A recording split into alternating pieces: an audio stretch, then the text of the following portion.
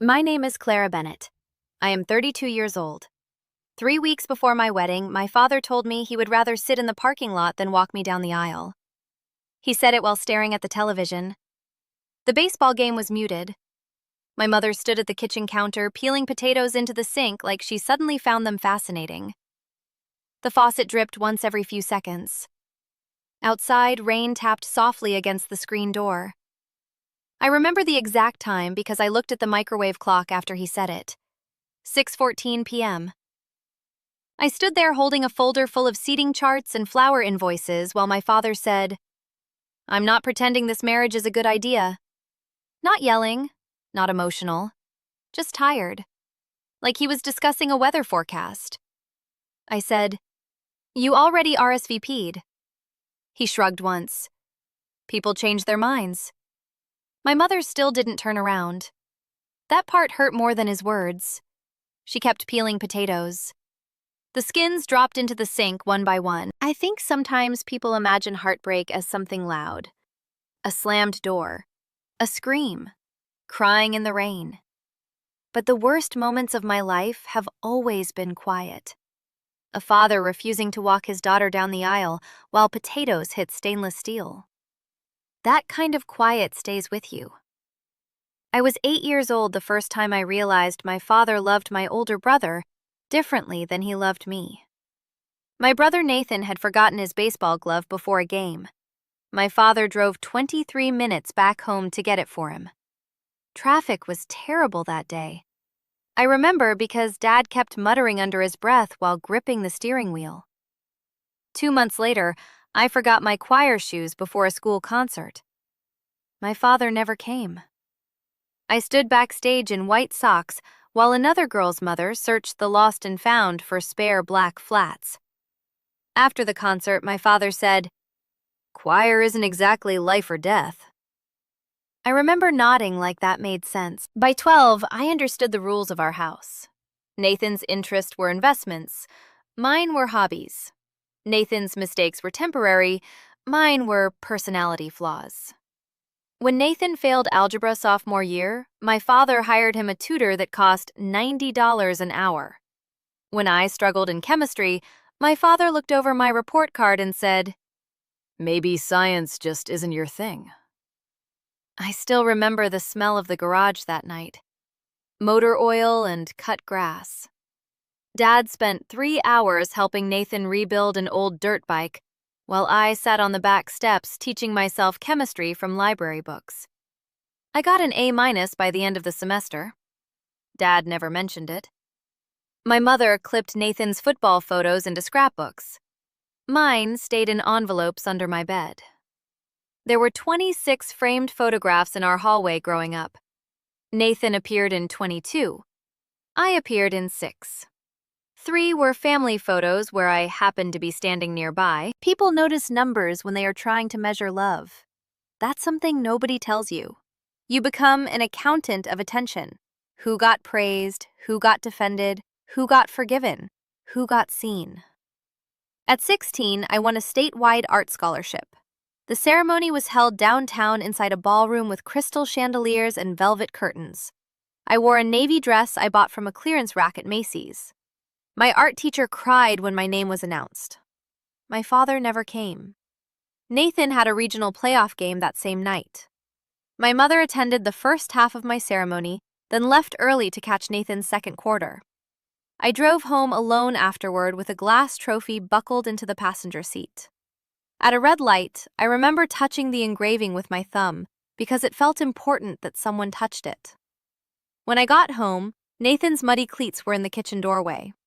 Everyone was celebrating his win. No one asked about mine. That was the year I stopped telling my family things. Not dramatically. Quietly. I learned how to shrink my life into something small enough not to inconvenience anyone. By college, I was mostly invisible inside my own family. I attended Northwestern on scholarships and part-time jobs. During my sophomore year, I worked mornings at a bakery starting at 4:30 a.m. The owner, Mrs. Delgado, used to leave cinnamon rolls cooling near the window before sunrise. The whole place smelled like sugar and yeast and coffee beans. I loved those mornings. Nobody expected anything from me except honesty and hard work. My father visited campus once in 4 years. Nathan dropped out of 2 colleges and moved back home twice. Dad called him a late bloomer. I graduated magna cum laude with a degree in architecture. My father mailed me a $20 restaurant gift card with no note attached. I still have the envelope somewhere. The stamp was crooked. For years, I told myself it didn't matter anymore. I built a life anyway. That became my specialty, building quietly. At 28, I became the lead designer at a restoration firm in Chicago.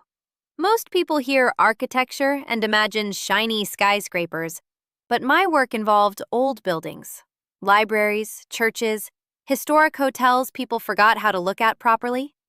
I loved restoration because it felt honest. Some things survive neglect. Some things become beautiful because they survived it. 3 states trusted our firm with preservation projects worth millions of dollars. My father thought I drew buildings. That's how little he asked. Then I met Daniel. The funny thing is, Daniel noticed small things immediately. Not grand gestures, tiny details. The first time we had dinner together, he noticed I always apologized before expressing an opinion. 3 dates later, he asked why I thanked servers every single time they refilled my water glass. 6 months later, he said, "You act like you're afraid people will revoke permission for you to exist." No one had ever said something that accurate to me before. Daniel grew up differently. Not perfectly, but differently. His mother hugged him every time he left the house. His father called just to ask how his week was going. Their family argued loudly, then forgave loudly too. The first Thanksgiving I spent with them, his mother placed an extra slice of pie on my plate and said, "You're too thin, sweetheart." I almost cried. Not because of the pie, because she noticed me enough to notice. Daniel proposed on a snowy Thursday evening beside the Riverwalk downtown. No flash mob, no photographer hiding in bushes, just him holding my freezing hand saying, "I think you've spent enough of your life feeling unwanted." The wind off the water was brutal that night. I said yes before he finished asking. When we started planning the wedding, I told myself maybe this would finally be the thing that brought my father closer to me. Weddings do that in movies. Fathers realize time is passing, daughters become visible, families heal. I should have known better. My mother called every conversation stressful if emotions appeared in it. So when I asked whether Dad wanted to help choose a tuxedo, she sighed softly into the phone and said, "Your father just doesn't connect with wedding things the way women do." Women do. As if fathers refusing emotional responsibility was biological. As if disappointment arrived pre-installed in men. I let it go. That became another specialty of mine. Letting things go before they turned into fights nobody intended to win. 3 months before the wedding, Daniel's parents invited both families to dinner at a restaurant overlooking Lake Michigan. It was supposed to be simple. An opportunity for everyone to spend time together before the ceremony. Daniel's father, Richard, arrived carrying 2 bottles of wine and immediately shook my father's hand with both of his. "Glad to finally sit down properly," he said warmly. My father nodded once. Throughout dinner, Richard asked questions about my childhood, my work, the historic theater project my firm had just completed in Milwaukee. My father spent most of the meal staring at his phone. At one point, Richard said, "Clara showed us photos of that restoration project. Incredible work." Dad looked up briefly. "She always liked art stuff." Art stuff. A $14 million preservation contract reduced to art stuff. Daniel squeezed my knee under the table. I kept smiling. Across from me, my mother cut her salmon into tiny, perfect squares while pretending not to hear anything uncomfortable. That was her talent. My father's indifference was blunt force trauma. My mother's was erosion. Slower. Harder to explain. By dessert, Richard was telling a story about Daniel breaking his arm at age 10 while trying to jump a bicycle ramp made from plywood and milk crates. Everyone laughed, except my father. Then Richard smiled toward me and said, "I still remember the first time Daniel brought Clara home. He looked terrified, which is how I knew he was serious." My father took a sip of water. No response. Richard kept going. "She has this calmness about her, like she makes a room feel steadier." I looked down at my napkin because compliments still made me uncomfortable. Then my father said, "Clara's always been quiet. Nathan was the charismatic one." The table went silent for half a second. Tiny, but enough. Enough for everyone to feel it. Richard glanced at me briefly. Daniel's mother stopped moving her fork. My father continued eating, like he hadn't just summarized my entire existence into second place. That night, Daniel held me while I cried in our apartment kitchen at 1 a.m. The dishwasher hummed softly behind us. "I don't understand why he talks about you like you're unfinished," Daniel whispered. I didn't answer, because unfinished was exactly how my father always made me feel, like I needed to become someone else before earning full affection. 2 weeks later, my father called unexpectedly. I was reviewing blueprints at work when his name appeared on my screen. He almost never called me directly. I stepped into the hallway. "Hey, Dad?" His voice sounded distracted. "I talked to Nathan." That was how most conversations with my father began. Not hello, not how are you, just Nathan. My brother was 36 years old and still somehow the gravitational center of our family. Dad continued, "Nathan thinks this wedding is moving too fast." I leaned against the wall. There was a crack near the baseboard shaped like lightning. "I've been with Daniel for 4 years. "That's not what Nathan means." Of course not. Nathan had opinions about everything. My career, my apartment, my hair, the fact I never wanted children immediately after marriage. He delivered criticism with the confidence of a man who had never truly faced consequences. At 36, Nathan had changed jobs 9 times in 11 years. My parents helped with his rent twice. Dad co-signed his truck loan after a bankruptcy. Meanwhile, I once borrowed $40 for textbooks during college and listened to Dad lecture me about financial responsibility for 20 minutes. I said carefully, "Why exactly is Nathan involved in my marriage decisions?" Dad sighed.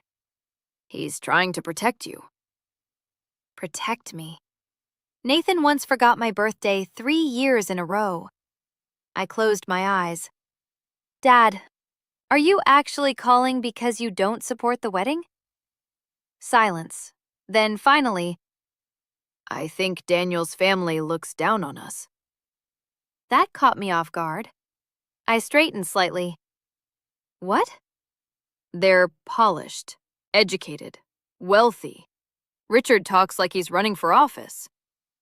I almost laughed from disbelief. Richard coached Little League Baseball and owned a hardware supply company in Indiana.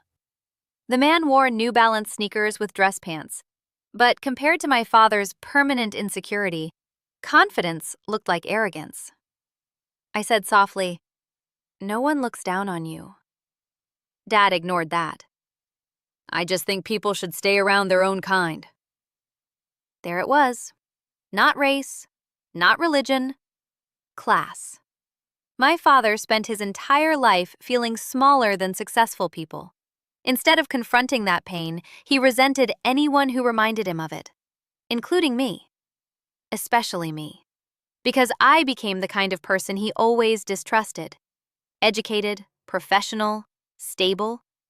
Everything he secretly believed judged him. "I love Daniel," I said quietly. Dad answered with something I will never forget. "Love doesn't erase where people come from." After we hung up, I sat alone in the office stairwell for almost 20 minutes. Someone downstairs was laughing near the vending machines. Outside the narrow window beside me, snow drifted slowly across downtown Chicago. I realized then that my father had already decided not to celebrate this marriage. He was simply looking for language that made his rejection feel reasonable.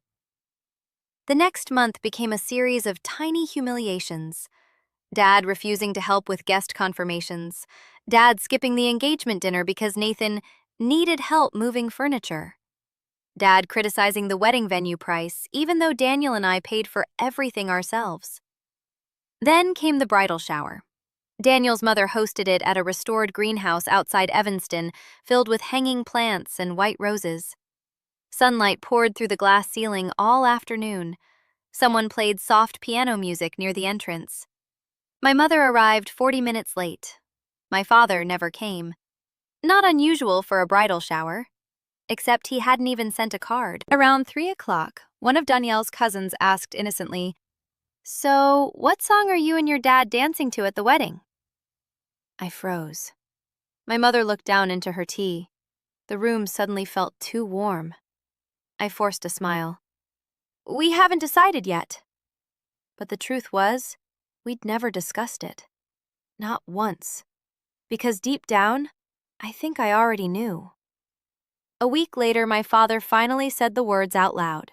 Not during a fight, not dramatically, just casually brutal. I drove to my parents' house on a Sunday afternoon carrying fabric samples for table linens because my mother had insisted she wanted to help with at least one wedding thing. The house smelled like coffee and lemon cleaner when I walked in. A football game played softly from the living room television. My mother was folding towels at the dining table with mechanical precision. Dad barely looked up. I spread the fabric samples across the table anyway. Ivory, champagne, soft sage green. My mother touched each one carefully like she was handling museum artifacts. "These are pretty," she murmured. Dad snorted from the living room recliner.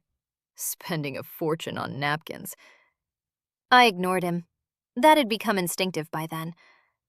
My mother pointed toward the sage fabric.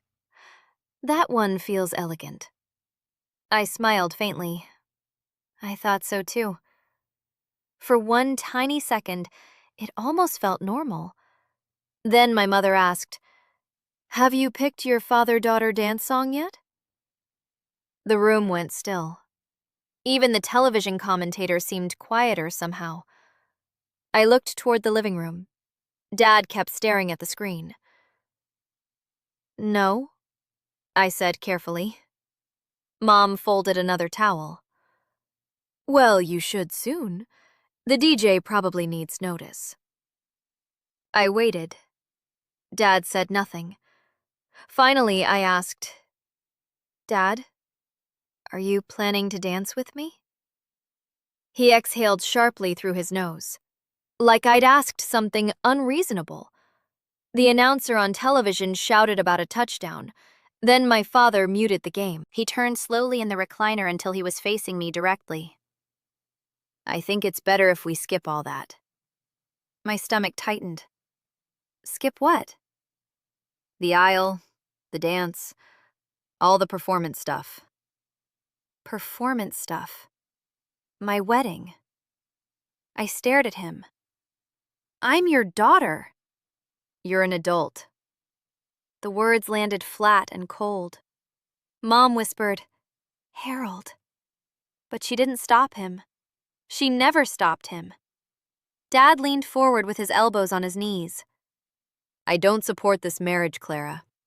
I've tried to keep quiet because you're sensitive, but I'm not walking you down the aisle pretending I approve."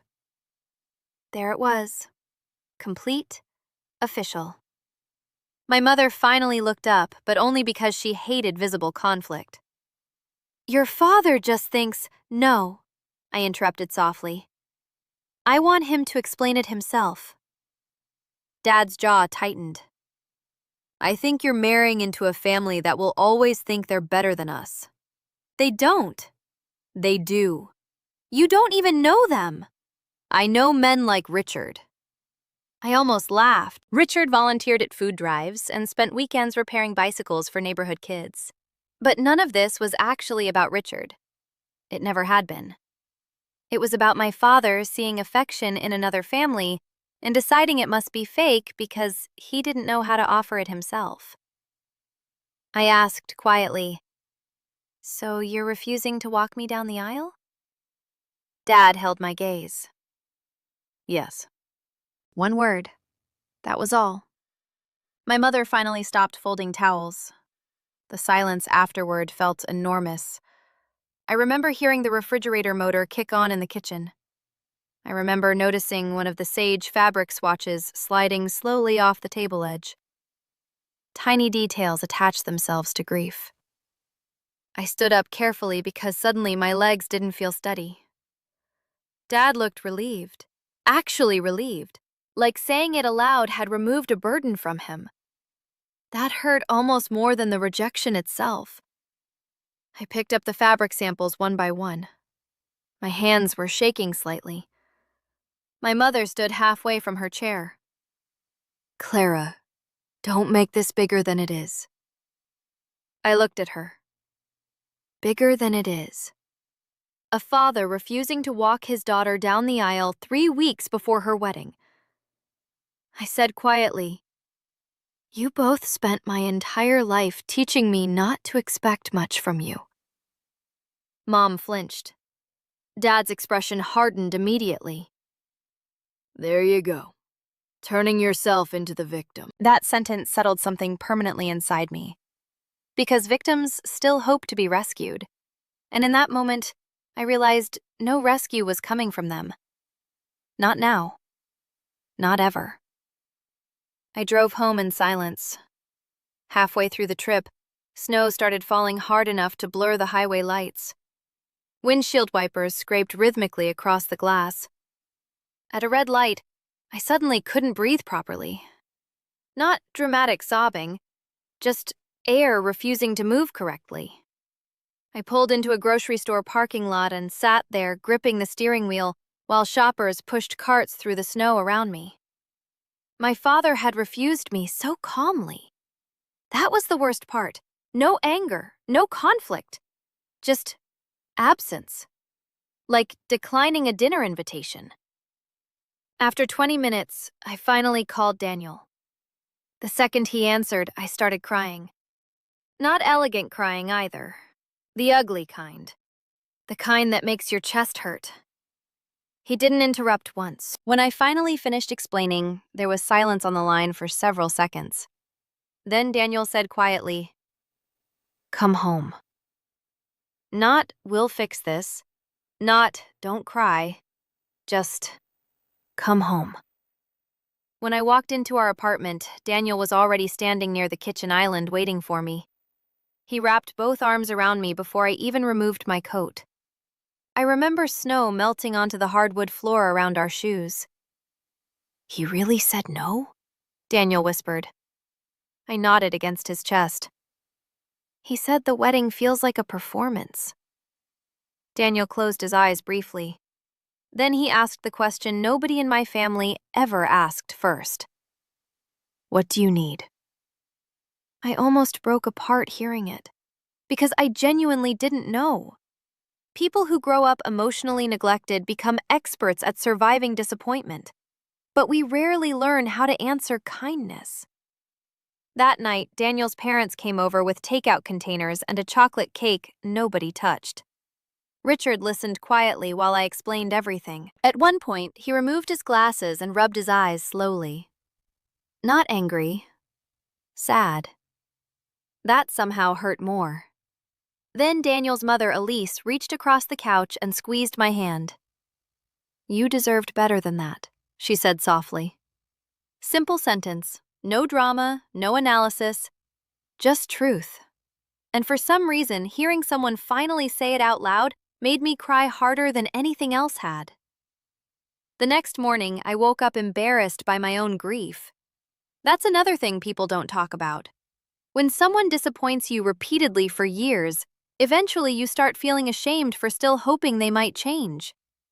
I stood in the shower letting hot water hit the back of my neck while mentally rehearsing calm explanations for wedding guests. Dad isn't comfortable with public attention. Dad prefers privacy. Dad's health isn't great. Anything except the truth. By 9 o'clock, my phone already contained 3 missed calls from my mother. I ignored them. At work, I spent 4 hours reviewing restoration permits for an old courthouse project in St. Louis while pretending my chest didn't feel hollow. Around noon, my coworker Vanessa slid a coffee onto my desk. You look exhausted, she said gently. I smiled automatically. Wedding stuff. People hear wedding stress and assume flowers or seating charts. Not grief. Never grief. At 2:17 p.m., my mother finally texted, "Your father feels attacked." I stared at the message for a full minute. Not, "Your father feels sorry." Not, "Your father handled this badly." Just, "attacked." As though rejecting me made him the injured party. I typed 3 responses before deleting all of them. Eventually, I wrote, "I need space right now." Her answer came almost immediately. Families say things they don't mean when emotions run high. But my father had sounded completely calm. That was the problem. Nothing had run high. This wasn't anger. It was conviction. That evening, Daniel found me sitting cross-legged on the living room floor, surrounded by wedding spreadsheets and unopened RSVP cards.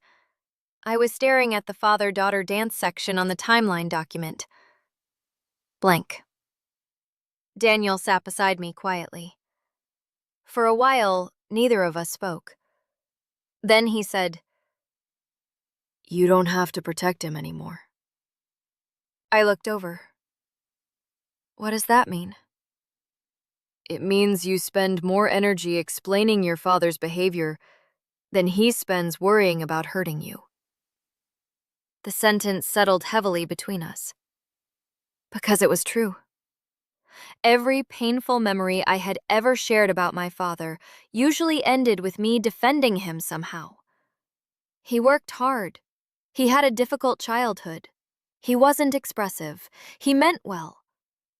I had built an entire emotional career out of translating neglect into something more acceptable. Daniel continued carefully. You know what my dad asked me after dinner last night? I shook my head. He asked whether he'd done something to make your father uncomfortable. He thought maybe he talked too much. I closed my eyes. Of course Richard blamed himself first. Kind people often do. That's ridiculous, I whispered. I know. The apartment stayed quiet except for traffic humming faintly outside the windows. Then Daniel said something that changed everything. If your father refuses to walk you down the aisle, someone else will. I looked at him immediately. No. Why not? Because that's humiliating. For who? I opened my mouth, then stopped, because suddenly I wasn't sure. Daniel leaned forward with his forearms resting on his knees. Clara, your father should feel ashamed, not you. I wanted to believe him, but shame attaches strangely to daughters, especially daughters taught their whole lives that love must be earned carefully and never requested too loudly. 2 days later, Nathan called. That alone was unusual. My brother mostly communicated through holiday group texts and accidental birthday calls 3 weeks late. I answered while leaving work. Hey. Nathan sounded annoyed immediately. Mom says you're upset. Upset? Like I'd received the wrong coffee order. I kept walking toward the parking garage. Dad refused to walk me down the aisle. Nathan sighed heavily. Clara, you know how he is. There it was again, the family anthem. You know how he is. Translation? Adapt yourself around dysfunction permanently. I pressed the elevator button. How exactly is he, Nathan? He's uncomfortable with emotional stuff. He told me he doesn't support my marriage. Nathan laughed softly. You take everything personally. The elevator doors opened. I stepped inside alone. Interesting, I said quietly, since it was literally personal. Nathan ignored that. Dad just thinks Daniel's family is pretentious. Have they ever actually treated anyone badly? That's not the point. Of course not. The point was preserving my father's emotional comfort at all costs, even when it required shrinking me. Nathan lowered his voice slightly. Look, Dad's old school. He thinks marriage changes class dynamics. I nearly missed my parking level because of that sentence. Class dynamics. As though I were crossing into royalty instead of marrying a man whose father repaired lawnmowers for neighbors on weekends. Nathan, I said carefully, do you actually hear yourself? He sounded irritated now. You always do this. Do what? Act morally superior because you went to college and moved to the city. There it was, the real resentment. Not my marriage, not Daniel, my escape. I had left the emotional gravity of our family system, and some part of them never forgave me for it. I unlocked my car. You know what's interesting? I said quietly. Nathan scoffed. What? Dad taught you that disappointing me has no consequences. Silence. First real silence of the conversation. Then Nathan snapped. You're being dramatic over one tradition. One tradition. As though walking your daughter down the aisle was equivalent to choosing napkin colors. I said softly, you know what I remember most from childhood?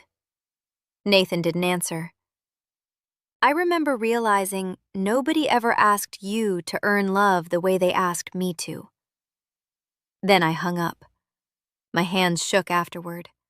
Not because I regretted it, because it was the first honest conversation I'd ever had with my brother. That Friday, Daniel's parents invited us for dinner again. Their house smelled like garlic and rosemary when we walked in. Elise hugged me immediately at the door. Richard was standing in the kitchen wearing an apron that read, "Kiss the cook," in faded red letters. Normal people. Warm people. The kind my father distrusted instinctively. Halfway through dinner, Richard cleared his throat. I've been thinking about something, he said carefully. I looked up from my plate. He seemed oddly nervous. Then he folded his napkin beside his glass and looked directly at me. Clara, if you'd ever want it, it would be an honor to walk you down the aisle myself. Everything inside me stopped. For a second, nobody moved. The grandfather clock near the dining room ticked softly in the silence. I stared at Richard across the table while my brain struggled to catch up with what he'd just said. Beside me, Daniel stayed completely still, not pushing, not watching me expectantly, just present. Richard immediately looked worried. You absolutely don't have to answer now, he added quickly. I didn't want you walking alone if you didn't want to. Walking alone? Something inside my chest tightened painfully at those words, because until that exact moment, I hadn't realized how terrified I'd been of it. Not the aisle itself, the symbolism. An entire childhood condensed into one image.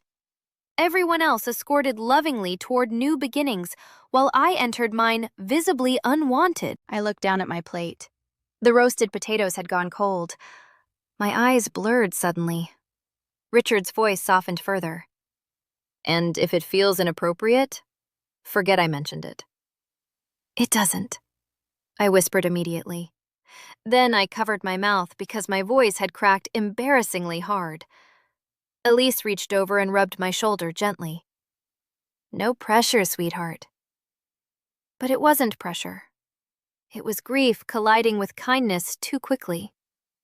That's a disorienting feeling when you're not used to receiving care without conditions attached. I excused myself to the bathroom a minute later because I could feel tears coming fast. Inside, I locked the door and gripped the edge of the sink while trying to breathe normally. The bathroom smelled faintly like lavender soap and old wood polish. On the wall beside the mirror hung framed school photos of Daniel through the years. Gap-toothed smile at 7, soccer uniform at 12, prom tux at 17. Every stage documented carefully. Seen. I started crying quietly before I could stop myself. Not because my father rejected me. That pain was old. I cried because another man had offered me kindness without hesitation. No bargaining. No emotional distance. Just love expressed plainly. It felt foreign enough to hurt. A few minutes later, there was a soft knock. Elise? I guessed. No, Daniel answered gently. Just me. I opened the door. The hallway light behind him glowed warm gold against the hardwood floors. You okay? He asked softly. I nodded automatically, then shook my head. Daniel smiled sadly. Yeah, that sounds about right. I leaned against his chest while he wrapped his arms around me. I feel guilty, I whispered. For what? For wanting Richard to do it. Daniel pulled back slightly so he could see my face. Clara. Just my name. Nothing else. But somehow it carried an entire conversation inside it. You don't need permission to accept love. You don't owe loyalty to rejection. You are allowed to stop begging people to choose you. Back at the table, Richard immediately changed the subject to spare me embarrassment. That detail mattered too. Kind people protect dignity quietly. They don't force emotional performances from wounded people. When dinner ended, Richard hugged me near the doorway before we left. A careful hug.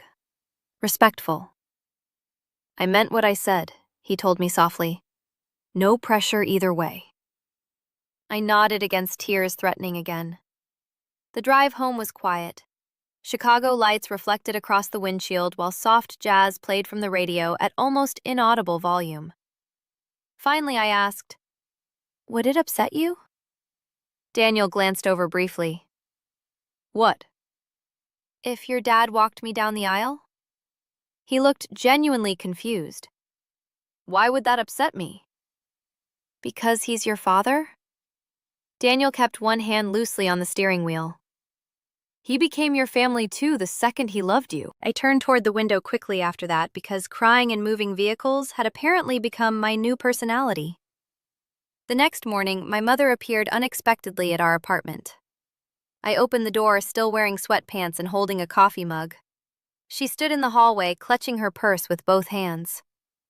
I was nearby, she said awkwardly. Nobody is casually nearby downtown Chicago at 8:30 on a Saturday morning. But I stepped aside anyway. Mom entered carefully, like she was walking into unfamiliar territory. She glanced around our apartment. The bookshelves, the framed sketches, the half-packed wedding supplies stacked near the dining table. You've decorated nicely, she murmured. Compliments from my mother always sounded accidental. I waited. Eventually, she sat on the couch and smoothed invisible wrinkles from her coat sleeve. I spoke to your father. There it was, always back to him. I stayed standing. And?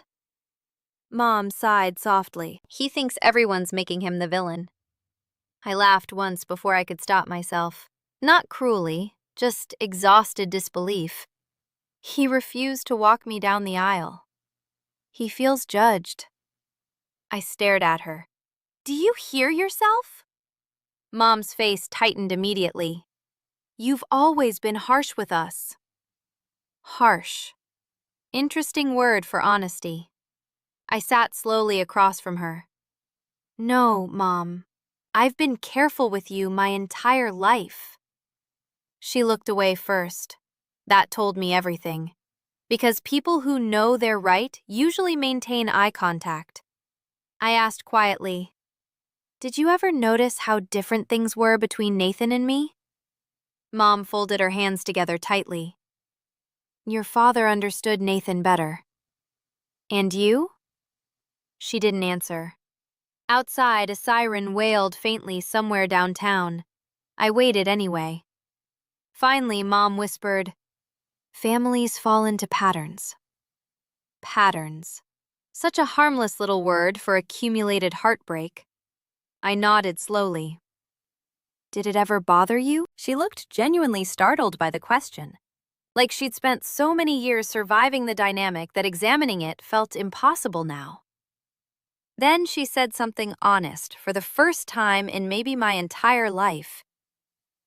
I think after a while, it became easier not to fight him.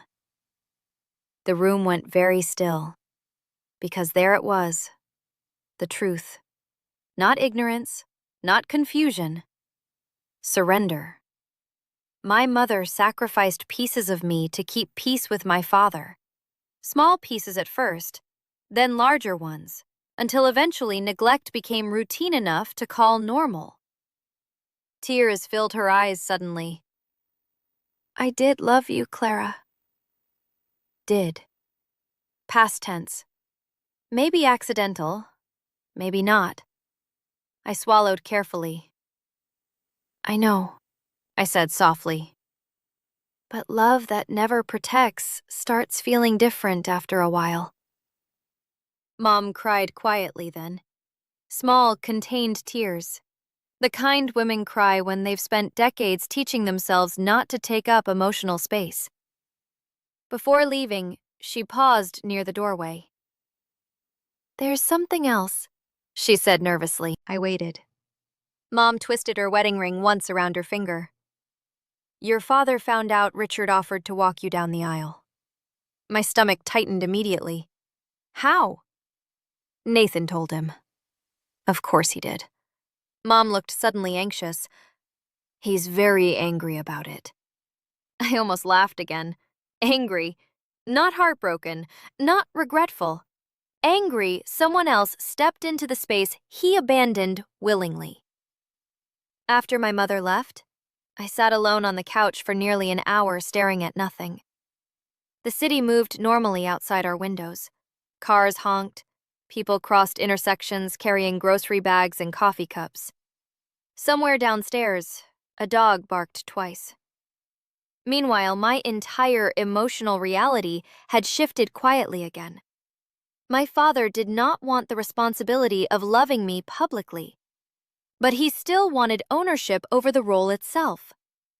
That realization settled heavily inside me, because it explained my entire childhood. Dad didn't want closeness. He wanted control. Control over approval, control over attention, control over whether I felt worthy. And now another man had stepped naturally into a space my father abandoned, and suddenly that space mattered after all. By evening, my phone rang. Dad. I stared at the screen until it nearly stopped ringing. Then I answered. His voice arrived already angry. So now you're replacing me? No hello, no hesitation, straight to accusation. I stayed calm. You refused to walk me down the aisle. That doesn't mean you parade another man into my place. Your place. Interesting wording for somewhere he refused to stand. I looked out the kitchen window toward the fading skyline. You made your choice? Dad scoffed sharply. You always loved humiliating this family. I closed my eyes briefly. There it was again. The rewriting of reality. My father rejects me publicly. I become the problem for adapting to it. What exactly is humiliating? I asked quietly. The part where you said no? Or the part where someone else said yes? Silence, heavy breathing on the line. Then Dad snapped. You're twisting things. No, I said softly. I think I'm finally seeing things clearly. That sentence seemed to hit him harder than anger would have. Because emotionally controlling people survive through confusion. The moment clarity arrives, their power weakens. Dad lowered his voice. That man has no right. I answered before fear could stop me. He earned the right by loving me. The silence afterward felt enormous. For a second, I wondered if he might finally say something honest. An apology, regret, anything. Instead, he said coldly, If Richard walks you down that aisle, don't expect me to attend the wedding. There it was. The ultimatum. Control through withdrawal. A tactic so old in our family, it practically had its own furniture. I leaned against the counter. You already decided not to show up emotionally, Dad. His breathing sharpened. You think you're better than us now? No, I whispered. I think I spent my life begging for scraps. Then I hung up. My entire body shook afterward. Not because I feared him anymore, because I realized I didn't. That was new, terrifying, and strangely peaceful. Daniel came home 30 minutes later carrying takeout containers from our favorite Thai restaurant. The second he saw my face, he set everything down. What happened? My father says if Richard walks me down the aisle, he won't come to the wedding. Daniel blinked once slowly. Then, Okay. I almost laughed from disbelief. Okay? He nodded. Clara, he already emotionally abandoned the wedding weeks ago. This is just paperwork. Paperwork. God, I loved this man. Daniel stepped closer. What do you want? There was that question again. Still difficult, still unfamiliar. But this time I answered honestly. I want to stop arranging my entire life around his comfort. Daniel touched my cheek gently. Then do that. 3 days later, my father escalated. Because people losing control rarely surrender quietly. My Aunt Linda called me while I was reviewing floral deliveries with the wedding coordinator. Honey, she said cautiously, your father's very upset. I nearly smiled. The family communication chain had activated exactly as expected. Flying monkeys, emotional messengers, relatives recruited to restore obedience without direct accountability. What's he saying? I asked. Aunt Linda hesitated. He thinks you're trying to embarrass him in front of everyone. I looked around the empty reception hall where staff arranged white chairs in perfect rows. Sunlight poured through tall windows across polished floors. Beautiful room. Peaceful room. And somehow my father still managed to make everything about himself. I didn't create this situation, I said quietly. Linda lowered her voice. Between us, I think your father assumed you'd eventually beg him to reconsider. That sentence hit me like cold water, because she was probably right. Dad expected pursuit, expected emotional negotiation, expected me to return apologetically like I always had before. But this time I hadn't. I simply accepted his answer and kept moving forward. People accustomed to withholding affection as leverage become deeply unsettled when the leverage stops working. That evening, Nathan texted me. Dad's crushed. Hope you're happy. Just one sentence, no punctuation. I stared at it for several seconds before replying. I spent 32 years trying to make him happy. Nathan never answered. The next Sunday was the final wedding rehearsal. Daniel's family arrived early carrying coffee trays and garment bags and emergency sewing kits because apparently competent families prepare for disasters before disasters happen. Richard wore a navy sweater and reading glasses while helping staff arrange seating cards alphabetically. Elise fixed crooked centerpieces nobody else noticed. Meanwhile, my side of the family arrived 20 minutes late and immediately generated tension like a weather system. Nathan complained about parking. My mother looked nervous enough to disappear. Dad barely acknowledged anyone. Then came the rehearsal walk. The coordinator smiled warmly. All right, let's practice entrances. Every muscle in my body tightened. Around us, the empty ceremony hall glowed softly beneath hanging chandeliers. White roses lined the aisle in low arrangements. Beautiful, calm, sacred almost. The coordinator looked toward my father. Mr. Bennett, you'll escort Clara from the back entrance once we begin. Silence.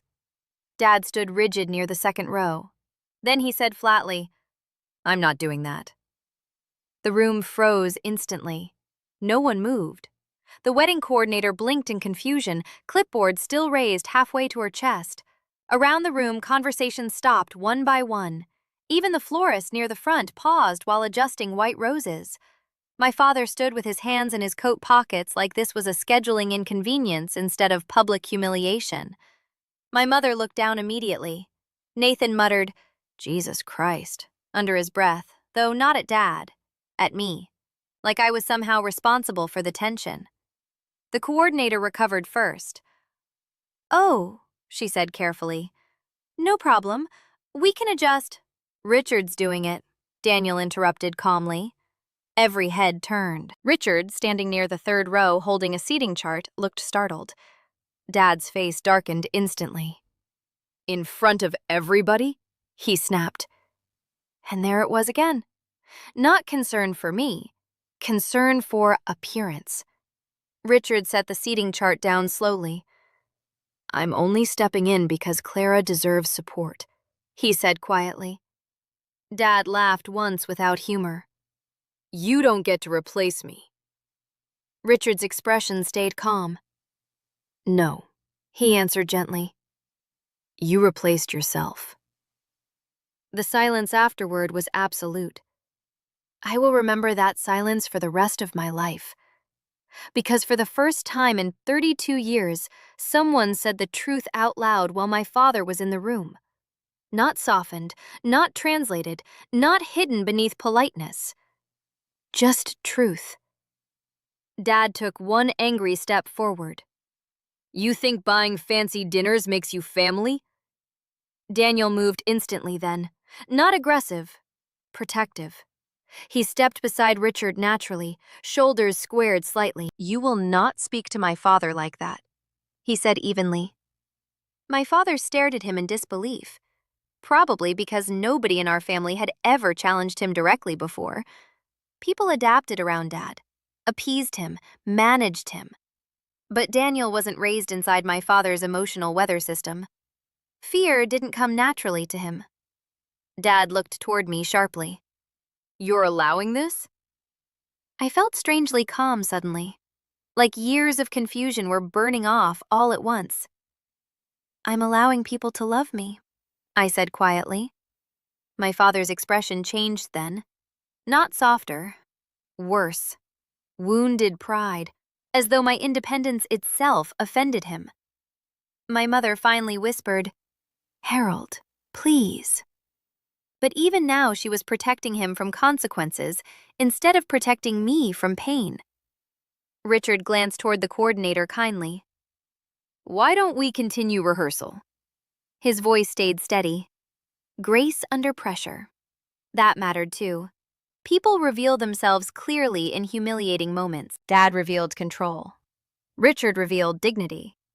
The coordinator nodded nervously. "Right, yes, okay." Then Richard walked toward me slowly. Not possessively, not dramatically, just gently. When he offered his arm, his hand was trembling slightly. Not from anger. Emotion. I looked at him and suddenly remembered something tiny. 3 years earlier, during my first Thanksgiving with Daniel's family, Richard noticed I kept clearing plates before everyone else finished eating. Later, he quietly told Daniel, "Your girlfriend acts like she's afraid to take up room." No one in my own family had ever noticed things like that. I placed my hand lightly on Richard's arm. The room stayed silent as we moved into position at the back of the aisle. The coordinator swallowed hard. "All right," she whispered. "Let's begin." Music started softly through the speakers. Piano, simple and slow. The rehearsal aisle stretched ahead beneath warm golden lights, and suddenly I wasn't thinking about weddings anymore. I was thinking about every moment that led here, every ignored achievement, every careful apology, every time I made myself smaller so other people could remain comfortable. Then Richard leaned slightly toward me and whispered something so quietly, only I could hear it. "You never should have had to earn what should have been given freely." I almost lost composure right there.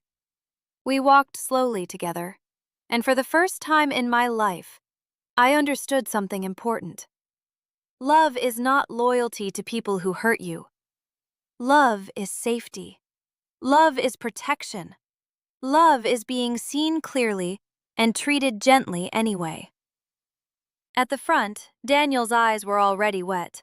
Not embarrassed, not hiding it, just emotional openly in a way men in my family never allowed themselves to be.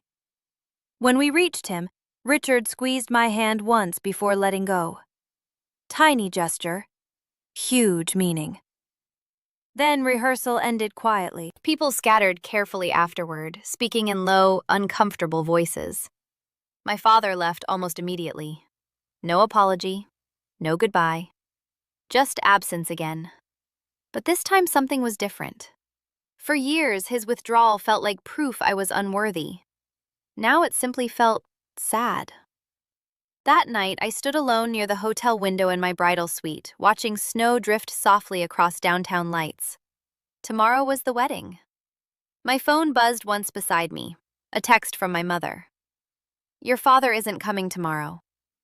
I read it twice, then set the phone down calmly. No tears, no panic, just stillness. A few minutes later, there was a soft knock at the suite door. When I opened it, Richard stood there awkwardly holding a small white box. "I know, technically, the groom's family isn't supposed to see the bride the night before," he said nervously, "but I wanted to give you something." Inside the box was a delicate silver bracelet. Very simple. Tiny engraved flowers along the clasp. I looked up immediately. Richard smiled sadly. "It belonged to Daniel's grandmother. She wore it at her wedding." I stared at the bracelet silently. Then he added softly, "Family isn't always the people who share your last name." That finally broke me. I cried harder than I had in weeks. Not from sadness, relief. Because after 32 years, someone better really had shown up.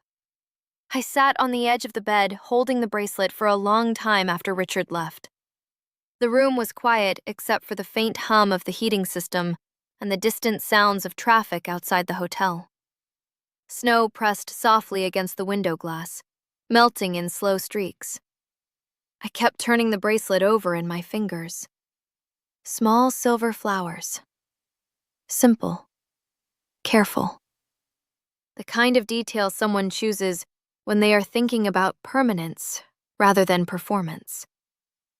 It felt strange to receive something like that the night before my wedding. Not because it was too much, because it felt exactly right. As if something in my life had finally aligned with how love was supposed to feel. Steady. Not conditional, not withheld, not negotiated. My phone buzzed again. This time, Daniel. "You okay?" I stared at the message for a moment before replying.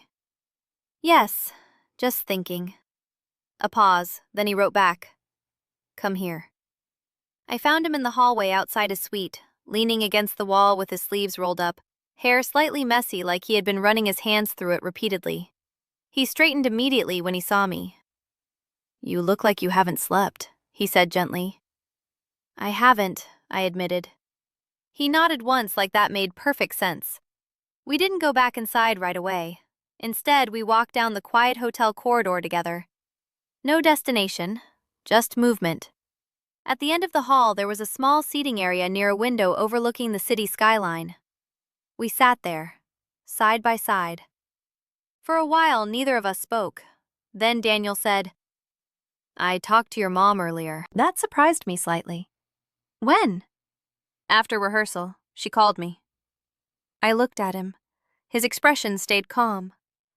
"She said your father won't attend tomorrow." I already knew that. Still hearing it said aloud made something tighten in my chest. Daniel continued carefully. "She sounded conflicted." I let out a short breath. "That's generous." He glanced at me. "She also said she wishes things were different." I almost laughed. Everyone wishes things were different when it's not their job to change them. Daniel didn't argue. He rarely did when I said things like that. Instead, he reached for my hand. "You don't have to carry him into tomorrow," he said softly. I looked down at our joined hands. His was warm, steady, present. "I didn't think I was," I said. But even as I said it, I realized I wasn't entirely honest, because part of me still carried my father everywhere. Not as love, as weight, as memory, as habit. Daniel squeezed my hand gently. "Tomorrow is yours," he said. "Not ours." Not theirs, yours. That distinction mattered more than I expected. Later that night, back in the suite, I stood alone in front of the mirror wearing the wedding dress for the first time, fully zipped. The fabric fell softly around me. Elegant, simple, no unnecessary decoration, just structure and light. I barely recognized myself for a moment, not because I looked different, because I looked unafraid. There was a knock at the door again just before midnight. This time it was Elise. She was holding a small box of pastries wrapped in paper. "I figured you wouldn't eat dinner," she said gently. She wasn't wrong. We sat together on the edge of the bed while she unwrapped them carefully. For a while, we didn't talk about anything important. Just small things. Food, weather, the ridiculousness of hotel coffee. Then she said something quietly. "I know tomorrow carries a lot of weight for you." I looked at her. She continued softly.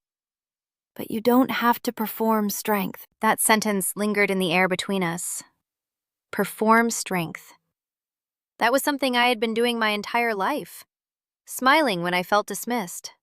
Staying quiet when I was misunderstood. Explaining people who never tried to understand me. Elise placed a pastry in my hand. "You can just be," she said. Simple words, but they landed deeply. After she left, I finally slept for a few hours. Not deeply, but enough. Morning arrived too quickly. The hotel suite filled slowly with movement. Hairstylist, makeup artist, soft music playing from a portable speaker, voices speaking in gentle tones. Everything felt strangely distant, like I was observing my own life from slightly outside my body. At 10:14 a.m., there was a knock at the door. The coordinator peeked in. "It's time," she said softly. My stomach tightened immediately. Not fear exactly. Something closer to gravity. Daniel's family was already downstairs. Guests were arriving. Everything was ready. Everything except my father. And for the first time, that absence didn't feel like an open wound. It felt like a boundary. A clear one. I stood slowly. Elise adjusted my veil carefully. Richard waited just outside the door when I stepped out. He looked at me for a long moment before saying anything. "You don't owe anyone permission to walk into your own life," he said quietly.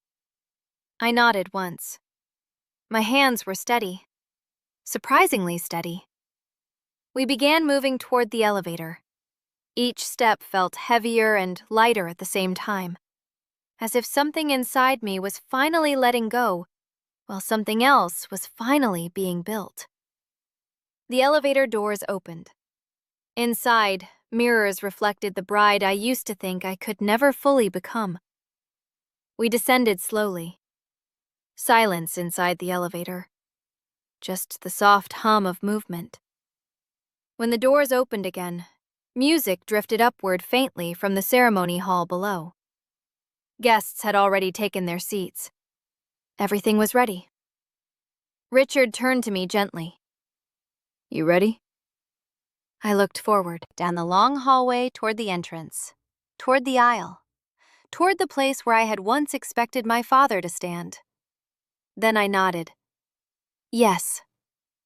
We stepped forward together, and this time, I did not feel like I was asking to be chosen. I felt like I already had been.